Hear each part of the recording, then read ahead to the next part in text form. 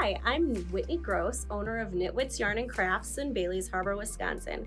I'm here to talk to you about Arranmore Light by the Fibre Company, which is their featured yarn of the month for September.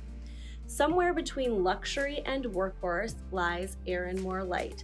This beautiful blend of merino wool, cashmere, and silk may seem delicate, but trust me, it's not.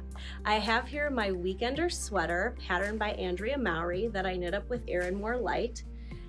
This woolen spun yarn is lightweight and warm, and it really doesn't pill. I loved wearing it. I love wearing it. I loved knitting with it. And I really appreciate too that Arranmore Light is spun and made in Ireland with the Irish tradition of Tweed.